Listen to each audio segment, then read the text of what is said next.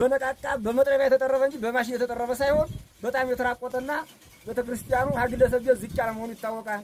ኮርኒስ የለው ምን የለው ልብስ ድሮ እማያሰገር ትባል እናት ነበረችና መጎናጠፊያ ጥላ ምናምን እሳቸው በአዲስ አበባ ባመጡት ነው የሚጠቀም። አሁን ግን ያን በመርፌ የተሰፋ ጥላዎች ከ3 በላይ አይሆኑም። መጎናጠፊያ የለም።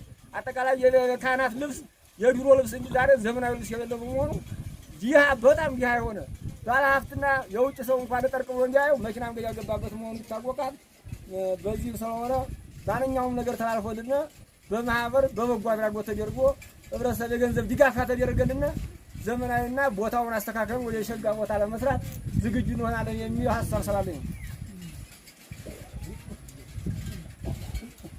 እና ቤተክርስቲያኑ መጀመሪያ ሲመሰረት 16 ሆነው የሜጥሮስ የሚባል ኃላፊ ህዝሩ 16 ሆነው ሲሰሩት እንዲያው አንድ 16ቱ እየተዘዋወሩ በአመት እየተዘዋወሩ አሁን እያስቀደሱ እያስወደሱ የግድ ኑረው አሁን ዛሬ ግን አሁን ሰዎች ህዝባቸው የ16ቱ ልጅ ተራብቶ አሁን 200 በላይ ይሆናል።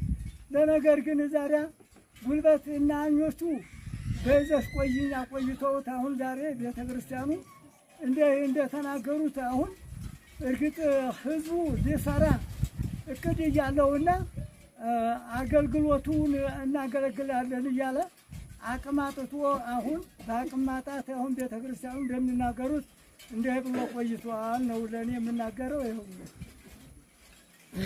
እንደተባለው ነው የተባለውን መርገም አልችልም። የተቋረጠውን ነው ያሉት ሁሉ አባቶች ትክክል ነው። እዚያ ካህናቱ ስንነሳም አቀዳሽ አወዳሽ ከሚለው ላይ ህብረተሰቡ የሚወጣጣው የካህን ደሞዝ ስለማይሸፍን የለው ስለሆነ ወደ ውጭ ሀገር እንሄዳለን ወደ ሌላ ቦታ እንሄዳለን እየተባለ በደሞዝ በማነስም ቅዳሴ እየታጎለብን ከሌላ ከጎረቤት ሀገር ቅዳሴ እየለምን እያስቀደስን መሆናችን ግልጽ ነው ይታወቃል።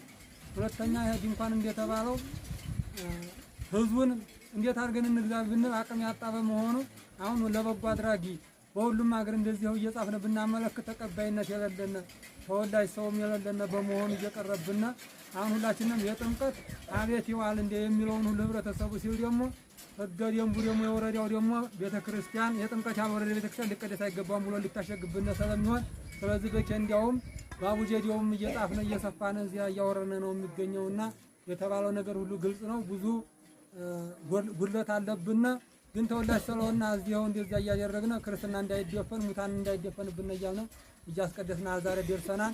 ስለዚህ እግዚአብሔር ፈቅዶ ደግሞ ይህ ተላልፎልን እግዚአብሔር ተጨምሮበት እንደ ዘመናዊ ሆነን እንደ ሰኩነን ለማየት እግዚአብሔር ፍቃድልን ለማለት ፈልጋለሁ።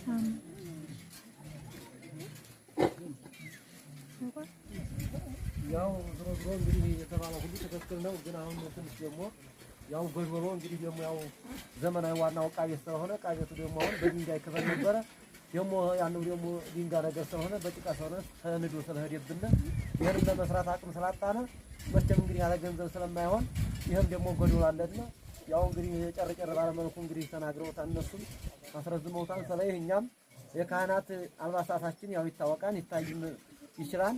ስለዚህ አልባሳትም ስለሚያጥረን ስለዚህ ያው እንግዲህ የሚቀድስበቱም አካባቢው እንግዲህ ይታወቃል። መሬቱም ያው እንግዲህ ያልነጻ በመሆኑ ስለዚህ በአይነት እንገኛለን እና ስለዚህ እግዚአብሔር ከፈቀደልን ሁሉንም እገዛ ቢደረግልን እንደኔው ያው ደስ ይለኛል በማለት ይሄን ሐሳብ አቅርቤያለሁ ነው።